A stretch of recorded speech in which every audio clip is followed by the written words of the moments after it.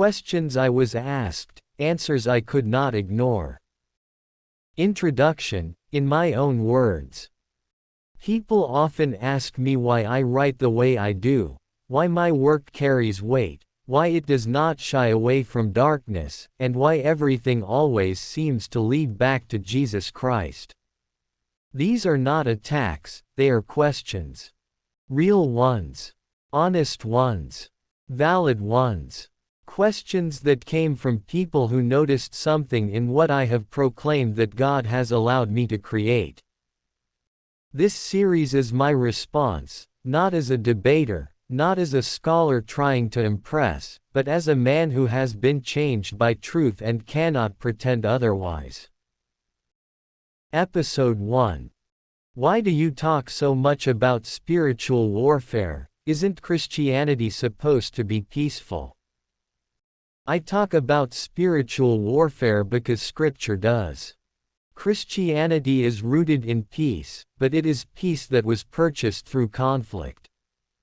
Jesus Christ did not avoid battle, he won it. The Bible tells us in Ephesians chapter 6 verse 12, "For we wrestle not against flesh and blood, but against principalities, against powers, against the rulers of the darkness of this world, against spiritual wickedness in high places." I write about this because pretending the war does not exist does not make anyone safer. The peace of Christ comes from knowing who already won. Episode 2. Why do you mix real places like Chicago with spiritual themes? I do this because the spiritual realm does not exist separate from our cities, it operates within them. Jesus wept over Jerusalem because he saw the spiritual condition behind the physical walls. Luke chapter 19 verse 41 says, "And when he was come near, he beheld the city, and wept over it." I write about real places because real people live there, and the gospel was never meant to float above reality, it was meant to confront it. Episode 3.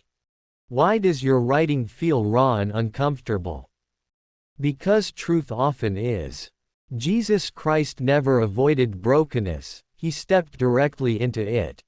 Healing does not come from pretending pain does not exist. Isaiah chapter 53 verse 3 says, "He is despised and rejected of men, a man of sorrows, and acquainted with grief." If my writing makes people uncomfortable, it is not to harm them, it is to be honest with them. Episode 4. Why do your characters still struggle after believing in God? Because salvation is instant, but growth takes time. Faith is not proven by the absence of struggle, it is proven by endurance. Philippians chapter 1 verse 6 says, "He which hath begun a good work in you will perform it until the day of Jesus Christ." I want people to know that struggling does not mean failing, it often means God is still working. Episode 5. Why do you emphasize discernment so much? Because Scripture commands it. Not every voice is from God, and not every spiritual experience is safe. 1 John chapter 4 verse 1 says, "Beloved, believe not every spirit, but try the spirits whether they are of God." Discernment is not fear, it is obedience. Episode 6. Why does everything you write point back to Jesus? Because everything does. Jesus Christ is not one truth among many, he is the truth. John chapter 14 verse 6 says, "Jesus saith unto him, I am the way, the truth, and the life, no man cometh unto the Father, but by me." If my work ever stopped pointing to him, it would stop being honest. Episode 7. Why does your writing feel more like testimony than fiction? Because testimony carries power. Revelation chapter 12 verse 11 tells us, "And they overcame him by the blood of the Lamb, and by the word of their testimony." I cannot separate what God has done in my life from what I write. Truth refuses to stay boxed in. Episode 8. Why do you warn people instead of just encouraging them? Because love warns. Silence in the face of danger is not kindness. Proverbs chapter 22 verse 3 says, "A prudent man foreseeth the evil, and hideth himself, but the simple pass on, and are punished." I warn because I care, and I encourage by pointing people to safety, not illusions. Episode 9. Who are you really writing this for? I am writing for anyone who has ears to hear. Believers, doubters, the wounded, the searching, and even the resistant.